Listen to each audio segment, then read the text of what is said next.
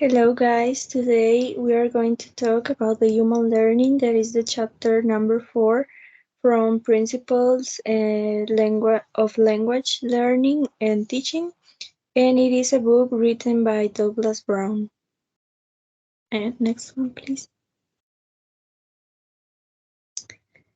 These are the main topics. There are learning and training, Pavlov's classical behaviorism, aptitude and intelligence, Skinner's operant conditioning, Ausubel's assumption theory, community language learning, systematic forgetting, Rogers' humanistic psychology, and types of learning.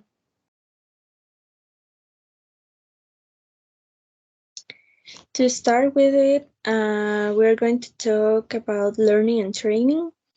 And there are 4 steps for learning and training that are entry behavior, and it is what our students already knows, and their abilities, their needs, motivations, and limitations also. Then we have the goals of the task, that it is about what are our specific objectives.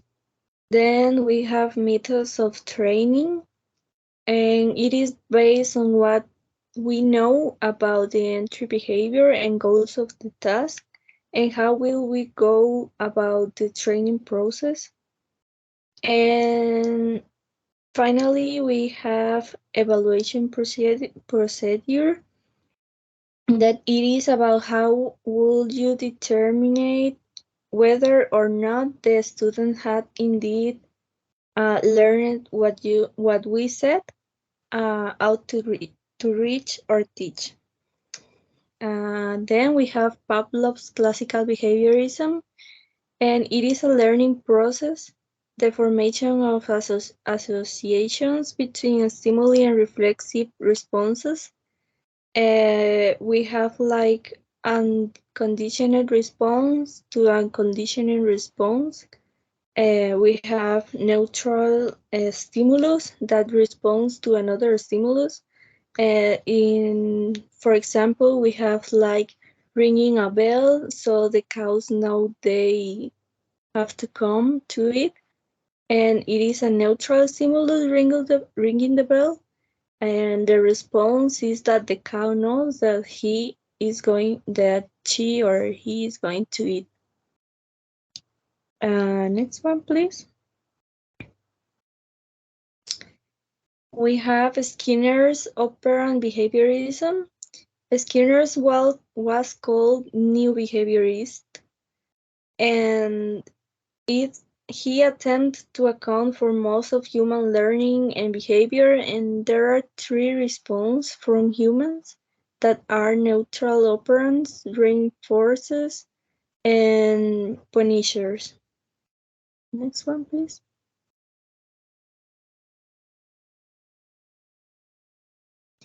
Then we have Alzheimer's assumption theory, and it is about learning takes place in the human organism through a meaningful process of relating new events or items to already existing cognitive concepts of preposition. Meaning is an articulated and differentiated conscious experience that emerges what potentially meaningful things are related to and incorporated within a given individual's cognitive structure. Next one, please.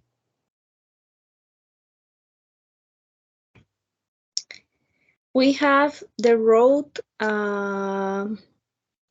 learning versus the meaningful learning. The rote learning involves the mental storage of items having little or no association with existing cognitive structure. And by example, we have like learning a phone number. And then we have meaningful learning.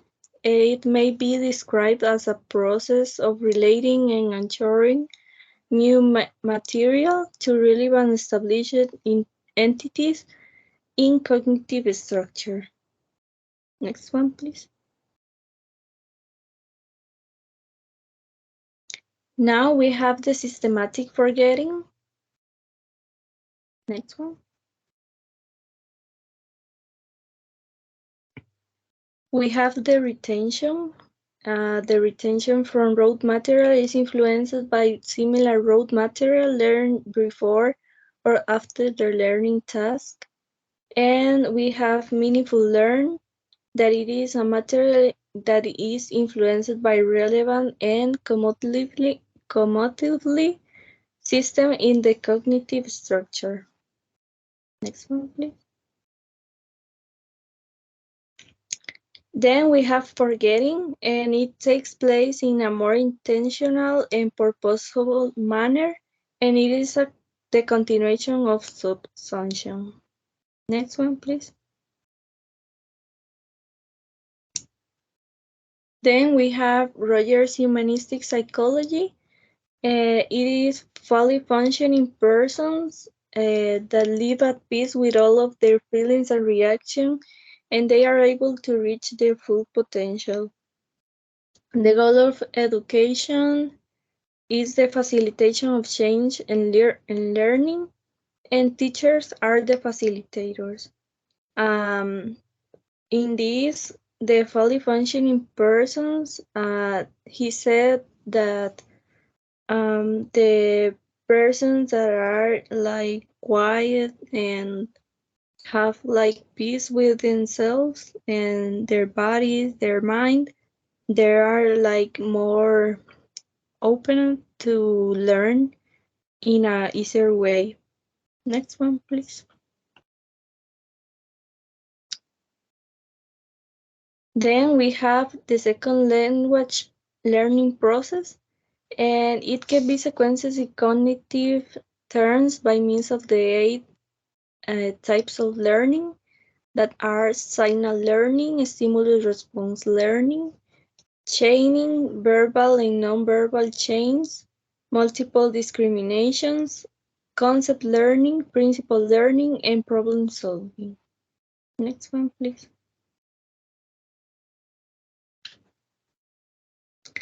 Then we have transfer, interference, and overgeneralization. We have transfer, that is the carryover of previous performance or knowledge to subsequent learning. We have something positive and something negative in it. That is the positive, that the prior knowledge benefits the learning task. And the negative is that the previous performance disrupts the performance of a second task. Then we have interference, that it is a previous item is correctly transferred or incorrectly associated with an item to be learned. Next. No, todavía no. Sorry. Overgeneralization. Items are subsumed and under high orders categories for meaningful retention. Next one, please.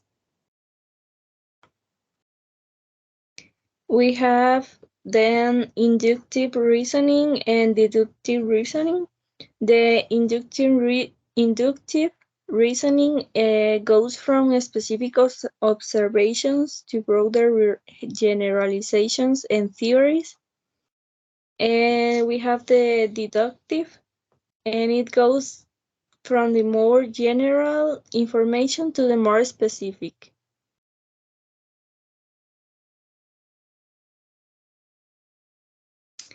Then we have the aptitude. Aptitude is a complex of abilities that include, among others, processing speed, short and long-term memory, rote memory, planning time, pragmatic abilities, interactional intelligence, and emotional intelligence, and self-efficacy. Next one, please. And finally, we have community language learning. The community language learning expressly constructs to put Rogers' theory of learning into action, in which students and teachers join together to facilitate learning in a context of valuing and praising each individual in the group. The teacher's presence is not perceived as a threat, nor it is the teacher's purpose to impose limits and boundaries.